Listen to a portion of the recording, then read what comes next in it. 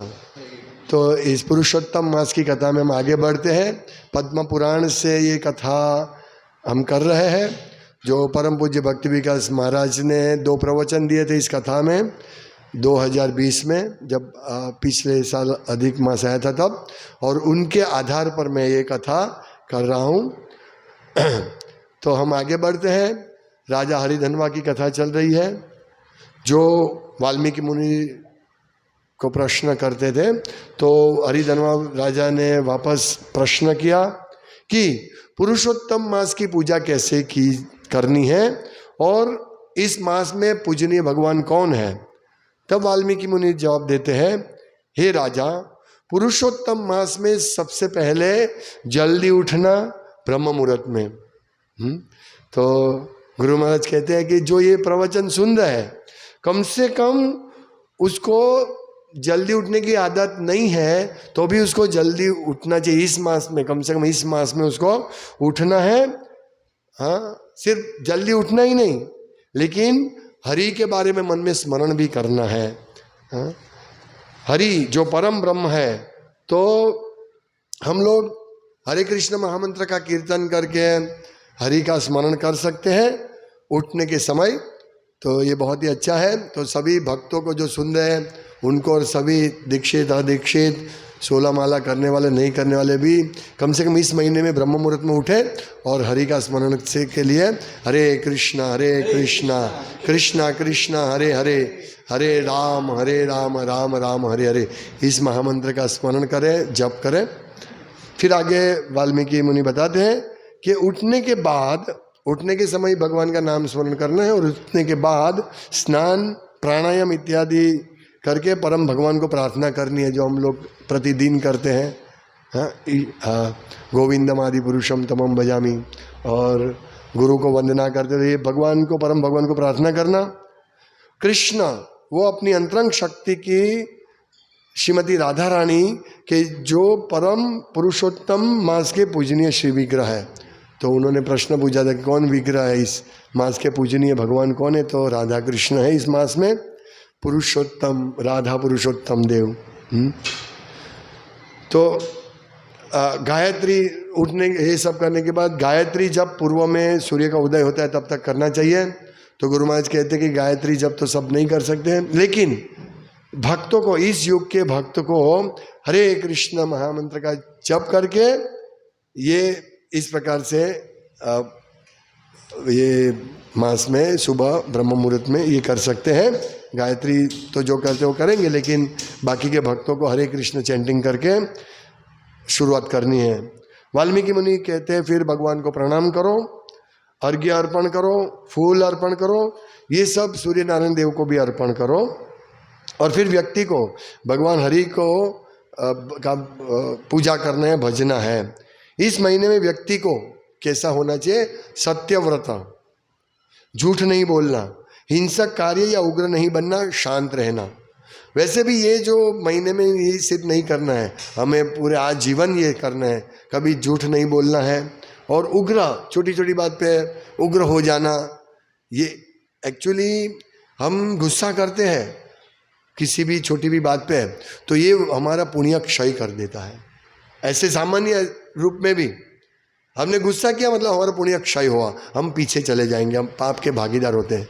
इसीलिए पुण्य क्षय नहीं करना है तो शांत रहना चाहिए। कोई भी कैसी भी स्थिति हो, क्या होता है जनरली स्थिति है कलयुग में, एक एक स्थिति में हमको गुस्सा आ सकता है, लोग अच्छी तरह व्यवहार नहीं करते इसलिए गुस्सा आ सकता है, लेकिन हमें शांत रहना है, गुस्सा नहीं करना है। और विशेष करके इस मास में झूठ नहीं बोलना, हिंसक कार्य या उग्र नहीं होना है, किसी के प्रति हिंसा नहीं करना और शांत रहना है, ये वाल्मीकि मुनि बताते हैं। फिर बताते आगे, ये जो पूजा की विधि अभी बता रहे हैं, कैसे राधा कृष्ण की पूजा करनी चाहिए, कैसे पवित्र नदी का आह्वान करना चाहिए। तो वाल्मीकि मुनि कहते हैं कि गाय का छान गोबर लेना और फिर उसको पानी के साथ मिक्स करके मंडल बनाना और एक सर्कल बनाना है। उसमें बीच में जो चावल का आटा है उससे 8 पंखड़ी वाला कमल बनाना है, ड्रॉ करना है, और उसमें एक पात्र में अलग अलग पवित्र नदी का पानी भर के रखना है बीच में। यदि नदी का पानी नहीं मिले तो मंत्र का जप करके आह्वान करना है और सभी तीर्थ को इसमें इनवाइट करना है और वो जल को पवित्र करना है। सभी मंदिर, वो एक तीर्थ बन जाएगा, वो घड़ा, वो जल का कुंभ है वो। हाँ, गंगे च यमुने चैव गोदावरी सरस्वते नर्मदे सिंधु कावेरी जलेस्मिन् सन्निधिं कुरु। इस प्रकार और भी तीर्थ को आह्वान करना है। और ये जल पात्र कैसा होना चाहिए? सोने का, चांदी का या तांबा का, या तो फिर नहीं हो तो मिट्टी का होना चाहिए अपनी शक्ति के हिसाब से। और सभी पवित्र नदी और पवित्र तीर्थ का आह्वान करके बुलाना चाहिए और बोलना चाहिए कि मुझे शुद्ध करो और इसमें प्रवेश करो, मेरे शरीर और मेरे मन को शुद्ध करो। इस प्रकार से मंत्र से आह्वान करना चाहिए। पवित्र जल पात्र की पूजा करो कि जिसमें सभी पवित्र नदी और तीर्थ का धाम है, वो बीच में जो मंडल के बीच में रखा है उसका, और इसके ऊपर चंदन का पेस्ट करके और उसकी सभी शुभ वस्तु से पूजा करो। फिर उसके ऊपर तांबे की प्लेट रखो और उसके ऊपर पीला वस्त्र रखकर श्री श्री राधा कृष्ण का विग्रह रखना है। ये विग्रह की श्रद्धा और भक्ति से पूजा करो। पहले उसकी प्राण प्रतिष्ठा करनी है, स्थापना करनी है। उत्सव में जैसे करते हैं वैसे उत्सव करना है। योग्य ब्राह्मण को बुलाना जिससे वो यज्ञ कर सके और ये राधा कृष्ण की प्राण प्रतिष्ठा कर सके। उसके बिना ये जो राधा कृष्ण है वो धातु रहेगी। शास्त्र में वर्णन है, यदि प्राण प्रतिष्ठा नहीं करेंगे तो ये धातु हो जाएगी। ये और इस प्रकार से उत्सव करना चाहिए। जो ब्राह्मण इस सभी चीज़ को जानते हैं उसके पास ये सब पूजा करवानी चाहिए। सबसे पहले पुरुष सूक्त का जप करना। ओम तद विष्णु परमम पद की शुरुआत होते हैं, पुरुष सूक्त की शुरुआत इससे होती है। और फिर ये जप करना, फिर विजय मंत्र पुरुषोत्तम का जप करना है और हथेली में पानी, हथेली को हृदय पर रखकर ये मंत्र का जप करना जिससे श्री विग्रह का प्राण प्रतिष्ठा होता है। ये पूरी विधि है और ये विधि क्वालिफाइड ब्राह्मण कर सकते हैं। हमको करना बहुत मुश्किल है। समाज जो भक्त क्वालिफाइड नहीं है उसको नहीं करना, वो नहीं कर सकते ये सब। फिर भी आगे बताएंगे कैसे हमको क्या करना है। फिर व्रत लेना चाहिए कि मैं इस व्रत में श्री विग्रह के लिए जीऊँगा और उनके लिए ही मरूंगा। जीना मरना उनके लिए, बस मैं जो भी होगा भगवान इस श्री विग्रह के लिए करूँगा। ये कोई छोटी बात नहीं है। हाँ, हमें बहुत गंभीरता से इस वचन को लेना है। तो ऐसे ही इसीलिए पुरुषोत्तम मास में हम लोगों को हमारे राधा पुरुषोत्तम राधा श्याम सुंदर है, उनको इस प्रकार से हृदय से हमें उनको वचन देना चाहिए कि मैं आपके लिए इस जीऊँगा और मरूँगा। हाँ, यजुर्वेद में जो वर्णन हुआ है ऐसे बहुत सारे मंत्र का उच्चारण करना, प्रत्येक मंत्र के अंत में स्वाहा का उच्चारण करना, ये पद्म पुराण की विधि को जो वाल्मीकि बता रहे हैं वो मैं वर्णन कर रहा हूँ। फिर राधा कृष्ण के विग्रह को आमंत्रित करने के बाद भगवान पुरुषोत्तम पर ध्यान करना और फिर ऐसा बोलना, पुरुषोत्तम मैं यह योग्य आसन श्री राधा कृष्ण को अर्पण कर रहा हूँ। गंगा इत्यादि अलग अलग पवित्र नदियों से पूर्ण जल पात्र का आसन आपकी पूजा करने हेतु तो बहुत ही योग्य है। तो कृपा करके आपके चरण कमल के प्रक्षालन के लिए इस जल का स्वीकार कीजिए। इस प्रकार अर्घ्य अर्पण कर भगवान को चरण प्रक्षालन के लिए जल अर्पण करना है। इस मंत्र के उच्चारण से पाद्य अर्पण कीजिए। फिर श्री विग्रह को आचमन कीजिए। पंचामृत में से स्नान करवाइए। घी, दूध, दही, फिर गोमूत्र और गोबर, मध, ये इसमें पंचगव्य से स्नान करने के लिए बोला है।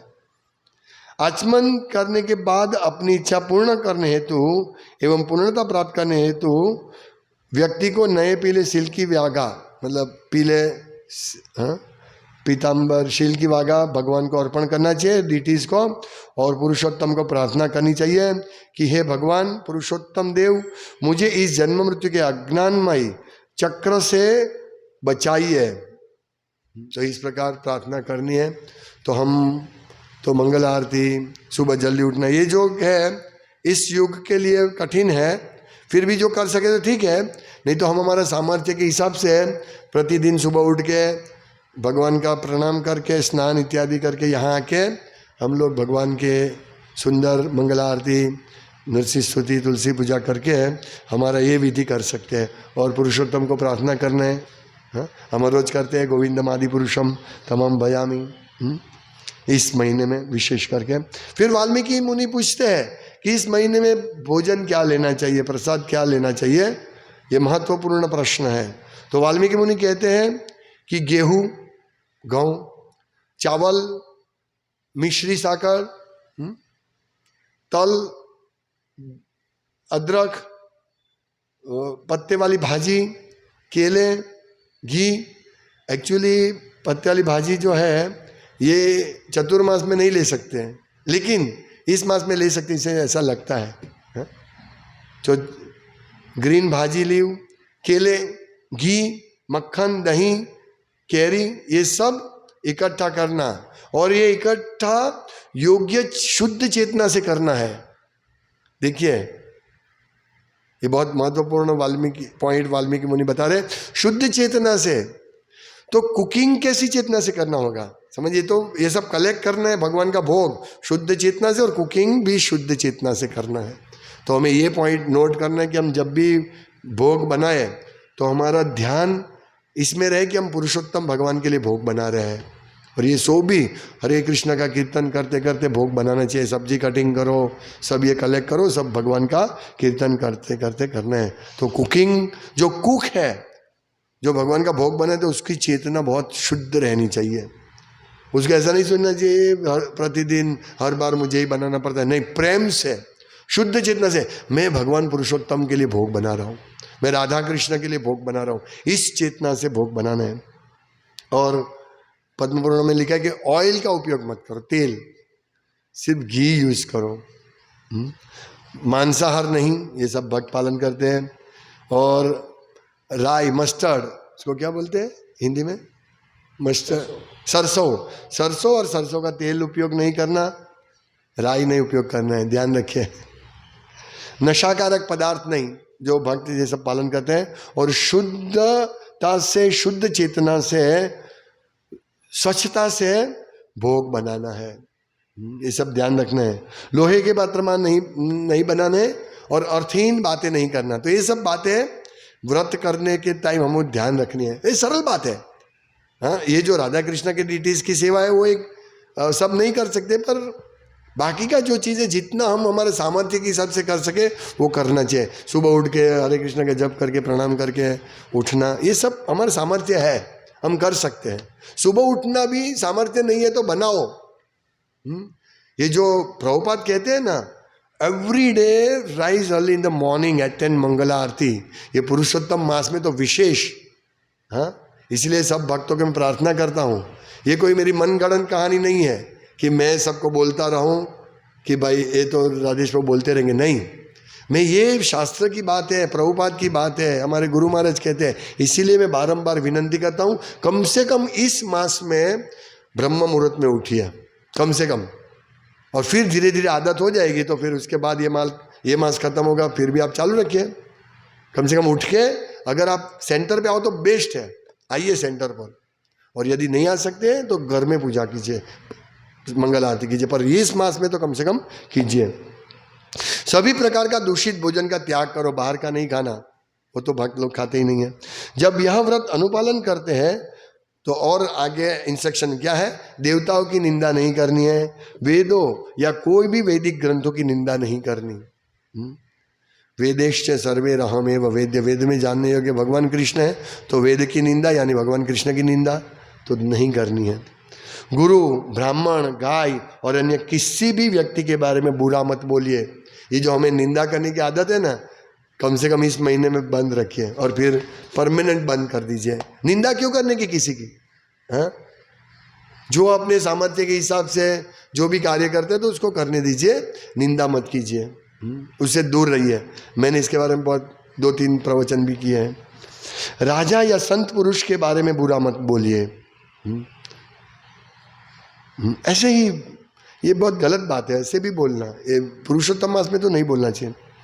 भगवान विष्णु को विभिन्न तप करके प्रसन्न करके सर्वश्रेष्ठ प्रयास कीजिए भगवान को प्रसन्न करने का अपनी क्षमता के अनुसार।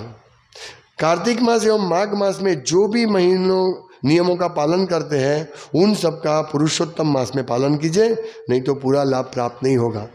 जो लहसुन प्याज खाते हैं उसको कम से कम इस महीने में लहसुन प्याज बंद करना चाहिए।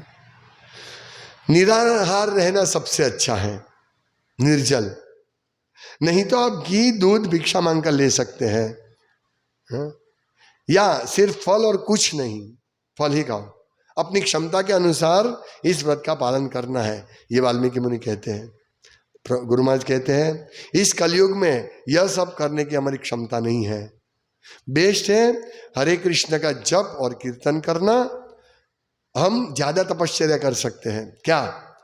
अपनी साधना बहुत गंभीरता से कीजिए, तीव्रता से, गंभीरता से। यस, मुझे 16 माला अच्छी तरह करना है, सुबह जल्दी उठना है, हाँ, पूजा करनी है, रीडिंग करना है, ये गंभीरता से कीजिए। और बेस्ट तपश्चर्या है, गुरु महाराज कहते हैं, शिल प्रभुपाद की पुस्तकों का वितरण कीजिए इस महीने में। आगे, व्यक्ति को जो नियम लिए है उसका पालन दृढ़ता से कीजिए, डोंट ब्रेक उसको। शुरुआत से अंत तक भगवान की पूजा कीजिए। 1 लाख तुलसी पान से अगर ये करेंगे असीमित योग्यता प्राप्त करेंगे, असीमित पुण्य फल, असीमित सफलता प्राप्त करेंगे, जो भगवान ब्रह्मा भी इसका वर्णन नहीं कर सकते। हाँ, पुरुषोत्तम मास का व्रत करने से व्यक्ति 100 अश्वमेध से भी ज्यादा यश प्राप्ति करेंगे। जो वैदिक कर्मकांड करते हैं, भौतिक प्रकार का यज्ञ करते हैं, वे स्वर्ग लोग जा सकते हैं, लेकिन पुरुषोत्तम मास की पूजा करने जाते हैं, करने से वे लोग पुरुषोत्तम धाम जा सकते हैं, यानी गोलोक वृंदावन। पुरुषोत्तम का धाम गोलोक वृंदावन, पूर्ण पुरुषोत्तम परमेश्वर का धाम है गोलोक वृंदावन। तो हम हमारे सामर्थ्य के हिसाब से जो व्रत लेंगे उसको करना है, और विशेष करके हरे कृष्ण महामंत्र का जप। हम तो ये 1 लाख तुलसी पत्र अर्पण करना ये मुश्किल है, फिर भी हमारे सामर्थ्य उस हिसाब से हमें कम से कम इतना करना है। सुबह उठना, 16 माला करना, ज़्यादा माला हो तो ज़्यादा माला करना, रीडिंग करना, ये भी एक व्रत है, और प्रभुपाद की पुस्तक वितरण करना।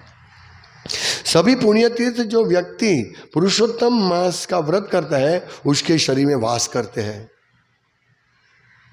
देखिए, उसे वहां जाने की आवश्यकता नहीं है।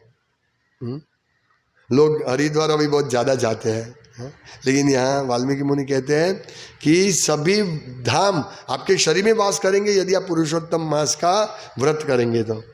हरिधन्वा में कहते हैं, राजा हरिधन्वा, कि इस महीने में भगवान पुरुषोत्तम को दीप अर्पण करने का क्या लाभ होगा। अभी दीप अर्पण करने की बात कर रहे हैं। तो वाल्मीकि मुनि बहुत खुशी से बताते हैं, राजा चित्रबाहु की कथा कहते हैं, वापस एक इतिहास कहते हैं ये राजा भाग्यनगर का राजा थे, महान कृष्ण भक्त थे। ये राजा है लेकिन मुख्य चीज है कृष्ण भक्त होना। वे स्वाभाविक रूप से सभी अच्छे गुणों से संपन्न थे, जैसे ईमानदारी, अहिंसकता, क्षमा, गरीबों के प्रति दया, ब्राह्मण एवं संत पुरुषों की पूजा करना, सभी धार्मिक सिद्धांतों का ज्ञान था और वे उसका पालन करते थे। तो हमारे भक्त जो है वो भी ऐसे होते, ईमानदार, अहिंसक होते कोई, और क्षमा देनी चाहिए सबको, गरीबों के प्रति दया, सबको प्रसाद के लिए हम बुलाते हैं सब गरीबों को, ब्राह्मण एवं संत पुरुषों की पूजा करते हैं और धार्मिक सिद्धांतों का पालन करते हैं। एक दिन अगस्त्य उनके महल में आए, उनको देखकर दूर से ही इस राजा चित्रबाहु ने प्रणाम किया, और जब वे आए तो सुंदर आसन बैठने के लिए दिया, और फिर पूजा करके राजा बोले, ओ अभी मेरा जीवन सफल हुआ, महान भक्त मेरे महल में प्रवेश किया। सभी प्रकार से इस प्रकार प्रार्थना करके उनकी स्तुति करके वो अगस्त्य ऋषि को सभी प्रकार से प्रसन्न किया। राजा चित्रबाहु ने हरिधन्वा राजा को ने जो प्रश्न पूछा था, हरिधन्वा राजा ने भी प्रश्न पूछा था, किसको? उनके घर वो आए थे ना, वाल्मीकि ऋषि आए थे ना, कि मुझे इतना ऐश्वर्य है क्यों है। तो ऐसा ही प्रश्न अगस्त्य ऋषि को ये चित्रबाहु राजा पूछते हैं कि और राजा कहते हैं कि मैं अबाधित राज्य भोग कर रहा हूं, मुझे सुंदर सती पत्नी है, पुत्र है, पुत्री है, मैंने मेरे पूर्व जन्म में क्या किया था जिसके परिणाम से मैं यह वर्तमान जीवन अच्छी तरह भोग कर रहा हूं। तो ये हमें सोचना चाहिए कि आज हमारे पास सब कुछ है, हाँ, हम इतनी अच्छी अवस्था में है, हम भक्ति करते हैं, तो हमारे पूर्व जन्म में हमने कैसा पुण्य किया है जिसकी वजह से हम यहाँ इस प्रकार पुरुषोत्तम भगवान की सेवा में प्रतिदिन, सिर्फ पुरुषोत्तम मास में नहीं, प्रतिदिन हम ये कर रहे हैं। लेकिन हम लोग ये नहीं सोचते हैं, हम सोचते हैं ओ मेरे पर इतना प्रॉब्लम है, मेरा इतना समस्या है, हाँ, वो नहीं सोचते हैं कि मेरे पे इतना समस्या है तो मैंने पाप किया होगा, वो नहीं सोचते। भगवान ने मुझे कितनी समस्या दी, बल्कि भक्तों को ये सोचना चाहिए ओ भगवान मेरी समस्या जो है वो आपने मुझे कम करके दी, बारंबार ये स्मरण करना है। और हमारे पास जितना भी हमारे पास जो है वो हम चिंता नहीं करते, उसको हम सोचते नहीं है। हाँ, हमारे खाने पीने की अच्छी व्यवस्था है, हमारा घर अच्छा है, ये सब हम नहीं सोचते हैं। हमारे दुख क्या है वो सोचते हैं और हम दुख में भगवान को दूर कर देते हैं। जाओ अभी मैं माला नहीं करूँगा, मुझे दुख है, जाओ मैं अभी मंगल आरती नहीं करूँगा, मैं दुखी हूँ। नहीं, ये सब राजाओं से सीखना है, भक्त से, शुद्ध भक्त से ये सीखना है कि जीवन में यदि हमको कोई ऐश्वर्य मिलता है तो हमें सोचना चाहिए कि भगवान ने हमारे पूर्व जन्म में हमने क्या किया था कि भगवान ने इतना ऐश्वर्य दिया। और ये हाँ, हमें कृष्ण का स्मरण करना चाहिए। हम ये इससे बिल्कुल उल्टा कर रहे हैं। हम हमारे पास जितना धन आता है तो हम धन अपने रख देते हैं और भगवान के जगह कुछ नहीं देते, और या छोटा मोटा दे देते हैं। 100 रुपया आता है तो 1 रुपया दे देते हैं। ऐसा नहीं करना चाहिए। सोचना चाहिए भगवान ये मुझे ऐश्वर्य मिला है, आपने दिया है, तो मैं इसको आपकी सेवा में करूं। तो ये सब सीखना है।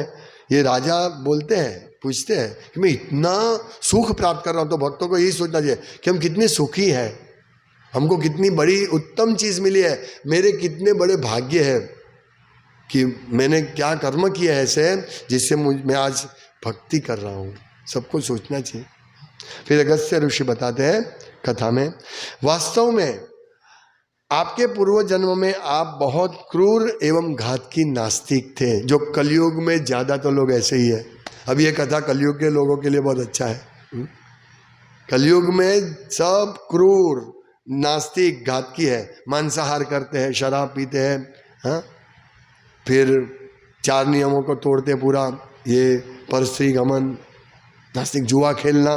तो ये क्रूर घातकी और नास्तिक थे आप पूर्व जन्म में, और आपका चारित्र बहुत ही खराब था। ये सब वर्णन ऐसा लगता है कि कलयुग के लोगों का है? उस टाइम तो 1-2 ऐसे थे, अभी कलयुग में तो पूरा भंडार है ऐसे लोगों, घातकी क्रूर नास्तिक लोगों का पूरा भंडार है। इसीलिए उन लोगों को यदि वो लोग सुनेंगे जाने अनजाने में तो क्या होगा, इस कथा से वो लाभ मिलेगा। वो उसका नाम मणिग्रीव, आपका नाम मणिग्रीव था। अभी ये कथा कह रहे हैं चित्रबाहु को अगस्त्य ऋषि। लेकिन आपकी पत्नी जो कि आपकी वर्तमान पत्नी थी वो बहुत ही अच्छी थी, पुण्यशाली थी, धार्मिक थी और सती थी और सुंदर थी। ये एक बड़ा लाभ है अच्छी पत्नी मिलने का। यदि पत्नी भक्ति करती है तो उसको पति का बड़ा लाभ होगा। और पति भक्ति करते हैं तो पत्नी को भी लाभ मिले, ऐसा करना चाहिए। लेकिन इसमें जो मणिग्रीव था ये बहुत घातकी क्रूर था, लेकिन उसकी पत्नी सुशील थी और आपको हमेशा प्रसन्न करने का प्रयास करती थी। इसीलिए ये एक बहुत बड़ी शिक्षा है स्त्री भक्तों को कि यदि उनका पति ठीक नहीं है तो भी उसकी सेवा करो। जैसे श्रील प्रभुपाद की बहन पिशीमा, तो वे दीक्षित भक्ति, लेकिन अपने पति के लिए उन्होंने नॉनवेज भी बनाती थी। वो भक्ति सिद्धांत सरस्वती गोस्वामी महाराज की शिष्या थी। तो ये हमें शिक्षा लेनी है। ये तो पति थोड़ा इधर उधर होगा तो पत्नी उसको बराबर धो के रख देगी, ऐसा नहीं है। पति संबंध तोड़ देगी, नहीं, पत्नी संबंध नहीं तोड़ना चाहिए। क्या लिखा है कि वे हमेशा आपको प्रसन्न करने का प्रयास करती थी। मणिगिर को जो इतना घातकी क्रूर था फिर भी आपके खराब चरित्र होने के बावजूद देखिए सुशील पत्नी, वो कैसी थी? धार्मिक, सती, सुंदर और बहुत अच्छी थी, पुण्यशाली थी। तो हमें पुरुष को ऐसी पत्नी मिले इसके लिए प्रार्थना करनी चाहिए। और स्त्री जो भक्ति करती है उसको इससे गुण मिलेंगे अपने आप, लेकिन उसको अच्छी तरह भक्ति करनी है। आपका चरित्र, लेकिन आपका क्रूर वर्तन में कोई भी आपको पसंद नहीं करता था। पत्नी इतनी अच्छी थी, आपकी सेवा करती, फिर भी कोई आपको पसंद नहीं करता। आपकी पत्नी आपकी पूजा आपको प्रसन्न करती थी। सभी ने आपसे संबंध विच्छेद कर दिया, यहाँ तक कि देश के राजा ने भी आपसे उब गए थे और आपको देश निकाल कर दिया। आपकी संपत्ति, धन, सब कुछ ले लिया और आपको समाज से निकाल दिया और आपको जंगल में रहने के लिए जाना पड़ा।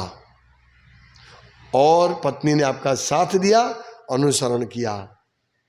ये कलयुग के लोगों की दुर्दशा है। सब परेशान है कलयुग के लोगों से, राजा भी परेशान है। लेकिन उसकी पत्नी की उनके साथ जंगल में गई, साथ दिया।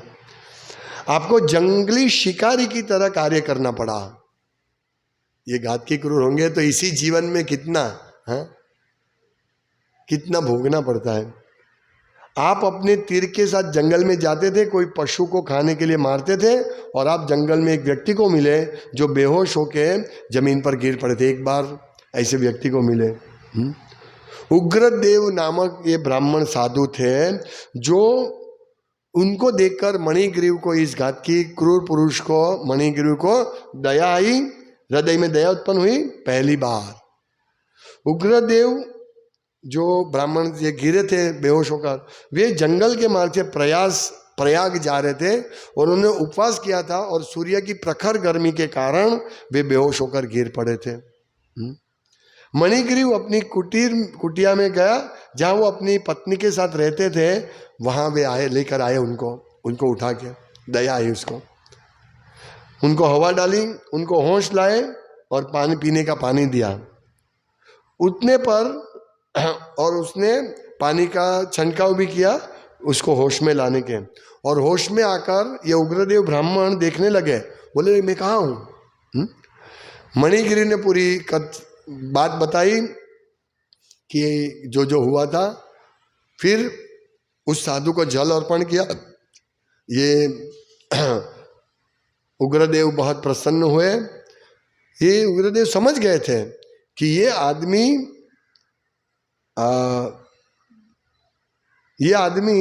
शिकारी की तरह जीवन जीता है, लेकिन यह बहुत सुसंस्कृत घराने का लगता है। ऐसा ब्राह्मण ने सोचा, उग्रदेव ने, यह यहाँ क्या कर रहा है। इस प्रकार ये सोच रहा था कि इस प्रकार जंगल में पीड़ा क्यों भुगत रहा है। फिर उसने बोला इस ब्राह्मण मणिग्रीव को कि मुझे आपके बारे में बताइए, ताकि मैं आपको कुछ अच्छा सौभाग्य प्राप्ति हेतु उपाय दे सकूं।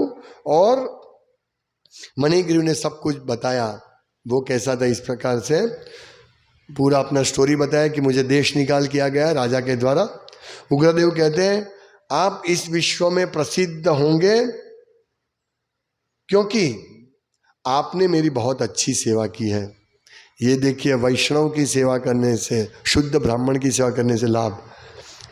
अतिथि सुख में, अतिथि रूप में आपने मेरी बहुत अच्छी सेवा की है और आपके पूर्व जन्मों के पाप कर्मों को नाश करने के लिए और आपकी अवस्था को सुधारने के लिए मैं एक बहुत ही सरल मार्ग आपको बताऊंगा, जिसका पालन करके आप सभी सौभाग्य प्राप्त कर सकोगे। और आप बोलिए वो क्या है। उग्रदेव ने कहा क्या है वो? पुरुषोत्तम मास। उग्रदेव ने कहा 3 महीने के बाद पुरुषोत्तम मास आ रहा है, तो पुरुषोत्तम को प्रसन्न करने के लिए आप इस जंगल में रहते हैं तो आप कुछ ज़्यादा नहीं कर सकते हैं, लेकिन प्रतिदिन भगवान को सिर्फ दीप अर्पण कीजिए।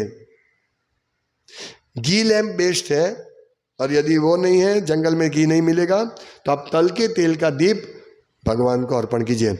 मैंने तल तेल इसलिए मंगवाया कि घी शुद्ध नहीं है, सब मिश्रित घी। अब 2000-3000 का घी लाओ तो भी नहीं है। हम उससे वहाँ से मंगवा सकते हैं, नंदगाम से, लेकिन अभी समय है तो मंगवाएंगे, नहीं तो ये तल के तेल मंगवाया तो तल के तेल घी अर्पण कीजिए। और ऐसा हर रोज करने से आपका सभी दुर्भाग्य मूल समेत नाश होगा। उग्रदेव कृष्ण का नाम का जप कीर्तन करते हुए प्रयाग जाने के लिए चले जाते हैं।